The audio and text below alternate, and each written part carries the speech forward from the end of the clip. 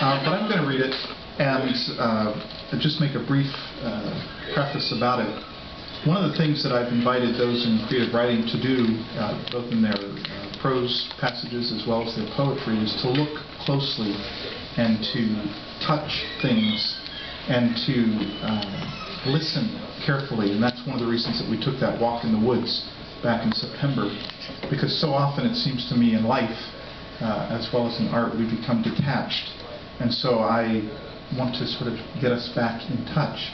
So there's some irony, I realize, when I tell you that the poem that I'm going to read is based on a work of art, which you might say, well, that's dead. That's just an object that hangs in a museum. But you need to know one thing, and this is something that didn't necessarily strike me initially, but I've been reminded of. In one of those crazy moments in college, yes, I had a few of those, someone said, hey, we need somebody to be on our float. And this was the old days when they still did floats for homecoming. And so, you know, every class had their float. I was a freshman. I'd only been there for about 6 weeks. And they said, oh, we need somebody on the float. We need 2 people. We need a male and a female. I said, okay. And we need you just to stand on the float. I can do that. All right. So there I was, standing on the float. However, because we always had to use country themes based on the college being out in the country, they decided to do American Gothic. And I don't know if you're familiar with that painting. It's become one of my favorite ones for a variety of reasons, but not the least that I was the male standing there next to the female in that painting by Grant Wood.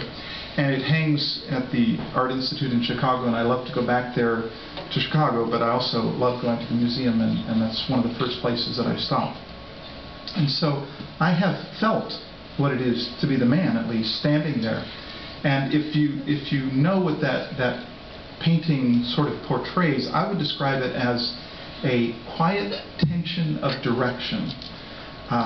It's very severe, the dour face, the downward looking, but everything, at least as I look at the painting and I study and I think about it and I react to it, this very strong sense of line, both those going up and down and those going side to side.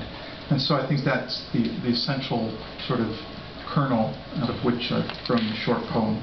So it's simply called Dire Straits. Straight up, straight down. Vertical, longitudinal. The pitchfork points upward, the farmer's nose downward. Windows heavenward, board and batten floorward. Upright, uptight, all right. Side to side, horizontal, latitudinal. The roofline stretches wide, the farmer's fist clenched on side. Narrow lines stripe his shirt, and spectacle perfect circles rim brown eyes. But you, no Mona Lisa smile, but a zigzag about your throat, and your eyes gaze aslant, while one loose lock serpentines down your stalwart neck. Have you whispered in his ear? Have you questioned by his side? Thank you.